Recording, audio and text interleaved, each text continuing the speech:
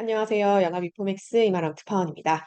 네, 오늘 미국 현지 시간 7월 5일 금요일입니다. 미국 뉴욕 증시 독립기념일 휴장을 마치고 다시 정상 거래를 시작했는데요. 오늘 또 S&P 500 지수와 나스닥 지수는 사상 최고치를 경신했습니다. 기다리던 미국의 고용 보고서가 오늘 발표가 되었는데요. 혼재된 내용이 있긴 했지만 미국 노동시장이 천천히 냉각하고 있다라는 신호를 보여주면서 연준의 금리 인하 기대감을 또 앞당겼습니다. 시황 같이 보겠습니다. 네, 오늘 다우 지수는 전거래일 대비 0.17% 상승 마감했습니다. 다우 같은 경우 오늘 장 초반에 전일 대비 하락하는 모습을 보이기도 했지만 결국 상승 마감에 성공한 모습입니다.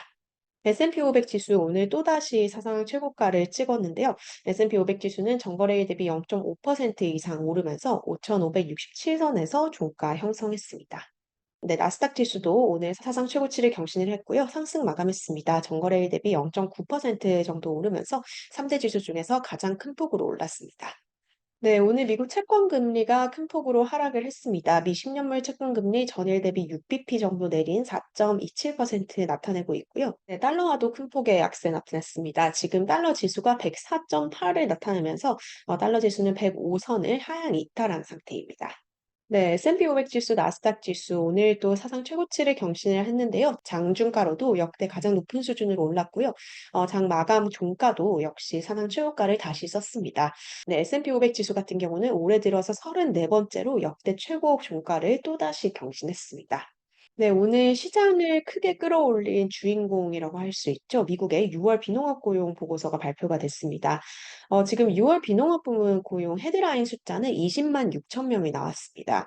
20만 6천 명이 이제 6월 달에 새로운 신규 고용이 창출이 됐다라는 의미인데요. 사실 이 20만 6천 명 수치는 월가 예상치보다 약간 높은 수준입니다. 지금 월가에서는 19만 명대에서 20만 명대 사이를 예상했는데요. 예상치보다는 조금 높은 숫자가 나왔지만 투자자들은 이 헤드라인 피겨보다는 고용 보고서의 세부적인 다른 내용에 집중을 했습니다. 실제로 헤드라인 피겨가 괜찮게 나왔음에도 불구하고 다른 여러 요인들은 미국 고용 시장이 좀 냉각하고 있다라는 신호를 보여줬는데요. 우선 이제 가장 두드러지는 것이 미국의 6월 실업률입니다. 미국 6월 실업률이 4.1%로 올랐습니다. 실업률이 석 달 연속으로 이제 상승을 하고 있는 흐름이고요. 이 4.1%라는 실업률은 거의 2년 반 만에 가장 높은 수준입니다. 2021년 11월 이후 가장 높은 수준으로 실업률이 올랐고요. 또 지금 이제 좀 주의해서 볼 만한 부분이 지난 4월과 5월의 비농업 부문 신규 고용입니다. 이 고용 보고서는 이제 석 달 정도 차후에도 이제 계속 숫자를 수정을 하는데요. 지난 4월과 5월에 비농업 부문 수치도 대폭 하향 조정이 됐습니다. 4월 수치 같은 경우는 기존 대비 5만 4천 명 하향 조정이 됐고요. 5월 수치도 5만 7천 명 정도 하향 조정이 됐습니다. 결국 4월과 5월 고용이 좀 잘 나왔다라고 알려져 있었는데 기존에 발표됐던 수치보다 11만 1천 명이나 하향 조정이 된 셈입니다. 시간당 평균 임금 상승세도 몇 년 만에 가장 낮은 수준으로 떨어졌는데요. 6월 시간당 평균 임금 전월 대비 0.3% 상승한 35달러였고요. 전년 동기 대비 상승률은 3.9%입니다. 거의 3년 만에 가장 낮은 수준으로 임금 상승률이 떨어진 것이다라고 외신은 보도를 하고 있습니다.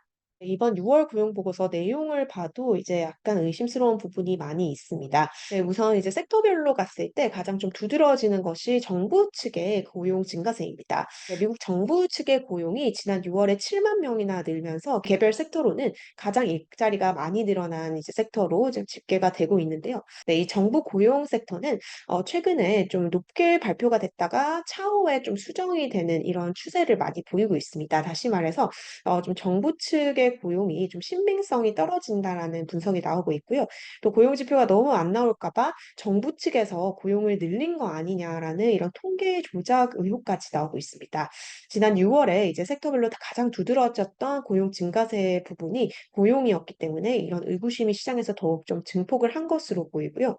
뉴욕타임스 같은 경우도 미국 고용이 계속해서 증가세를 보이기는 했지만 우려의 사인이 나오고 있다라는 점을 집중적으로 보도를 하고 있습니다. 전문가들 역시 지금 6월 고용 보고서를 전체적으로 평가했을 때 고용 시장 아직까지는 괜찮아 보이긴 하지만 우려스러운 부분이 하나둘씩 나오고 있다라고 얘기를 하고 있고 또 특히 정부 부분에서 일자리 증가세가 집중되는 것이 조금 경계되는 요인이다라는 평가를 하고 있는 상황입니다.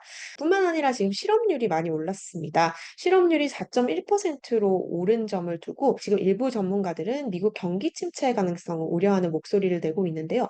특히 지금 일부 전문가들 중심으로 싸매 법칙이 발동되는 것이 아니냐라는 우려가 불거지고 있습니다. 네, 이 싸매 법칙이라는 것은 경기 침체 가늠자로 통용되는 이제 법칙인데요.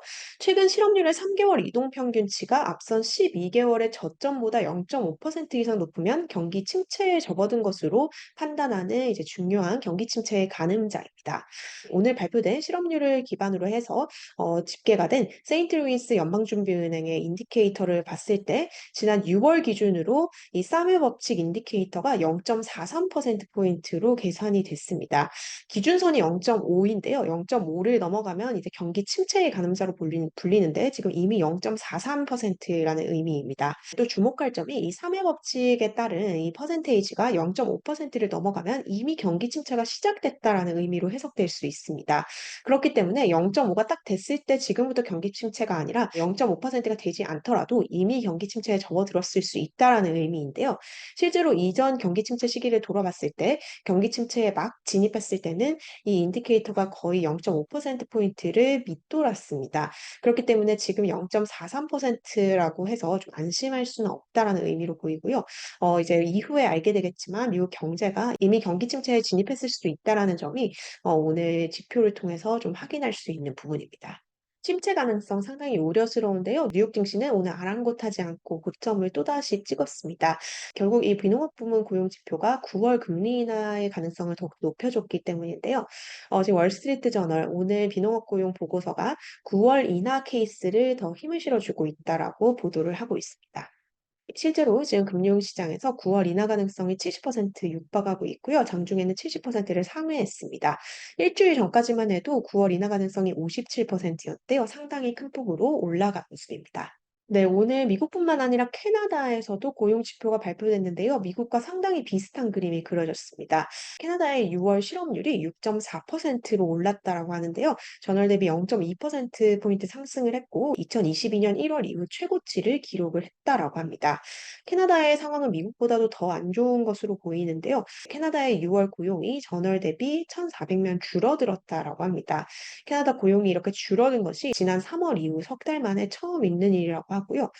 캐나다 고용 시장이 이렇게 둔화된 것으로 확인이 되면서 캐나다는 이번 달 말에 열리는 통화정책 회의에서 금리를 인하할 것으로 시장 베팅이 몰리고 있는 중입니다. 이에 따라서 캐나다 국채 수익률이 일제히 하락하는 모습을 보였고요. 캐나다 중앙은행 같은 경우는 지난 6월에 이미 금리 인하 사이클을 시작했는데 고용 시장이 이렇게 둔화하면서 또다시 금리를 내릴 것으로 보입니다.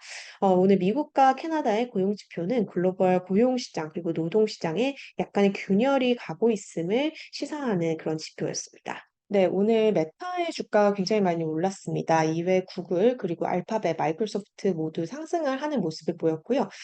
테슬라의 주식도 많이 올랐습니다. 오늘 2% 정도 상승 마감하는 모습을 보였고요.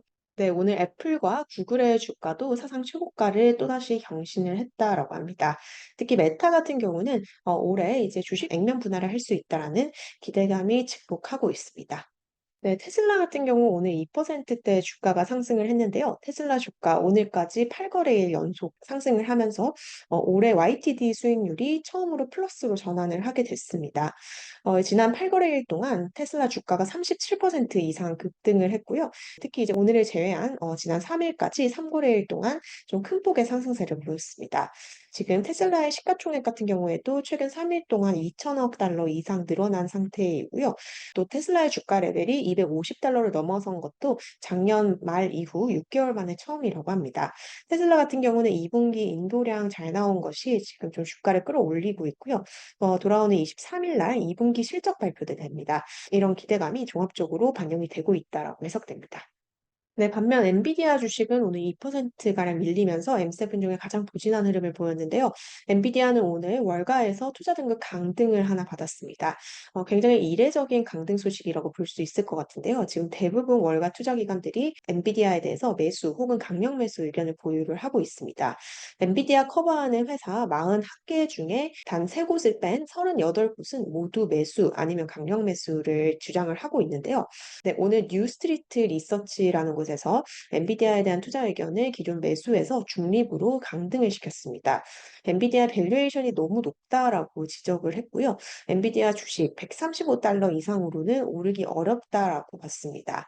올해 들어서 엔비디아에 대해서 이제 투자 등급을 강등한 케이스가 두 번밖에 없기 때문에 또 주목이 되는데요. 앞서서 지난 5월 달에 독일의 DZ 은행이 엔비디아에 대한 투자 의견을 강등시킨 바 있고요. 오늘 두 번째로 뉴스트리트 리서치에서 엔비디아 강등 의견을 냈습니다. 네, 오늘 연준 인사의 발언도 하나 있었습니다. 연준의 3인자로 불리는 인물이죠. 존 윌리엄스 연 총재가 인플레이션에 대한 언급을 했습니다. 윌리엄스 총재는 최근 인플레이션이 상당히 완화된 것으로 보인다라고 긍정적으로 평가를 했는데요. 그럼에도 불구하고 아직까지 연준에게는 갈 길이 많이 남아 있다라는 주장을 펼치면서 인플레이션에 대한 연준의 싸움이 아직 끝나지 않았음을 시사를 했습니다. 윌리엄스 총재 최근 이제 여러 가지 얘기를 하고 있는데요. 특히 이제 중립금리가 팬데믹을 계기로 높아졌다라는 일각의 주장에 대해서 또 반대하는 의견을 이번 주에 펼친 바 있고요. 뉴욕 연은 총재 같은 경우는 FOMC에서 당연직 부위원장을 맡고 있기 때문에 고정적으로 투표권을 행사하는 인물입니다. 네, 이렇게 이번 주 거래가 끝이 났습니다. 3.5거래일 동안 숨가쁘게 달려온 한 주였는데요. 이제 다음 주 뉴욕 증시의 주제는 다시 물가로 옮겨갈 예정입니다. 다음 주에는 6월 CPI 그리고 PPI 보고서가 발표가 되고요. 기대 인플레이션 값도 발표가 예정이 되어 있습니다. 최근 인플레이션이 두드러지게 이제 좀 둔화하는 흐름을 보였었는데요. 6월에도 이런 흐름이 계속된다면 연준의 9월 금리 인하 케이스를 더욱더 강하게 해줄 것으로 보입니다. 오늘 제가 준비한 소식은 여기까지고요. 다음 주에 다시 인사드리도록 하겠습니다. 감사합니다. 끝나지 않은 여정, 변화의 물결소. 우리의 질문은 계속될 것입니다. 거대한 역사로 읽는 인간의 욕망과 부의 흐름, 새로운 부의 미래를 알려드립니다. 자본주의의 적은 자본주의.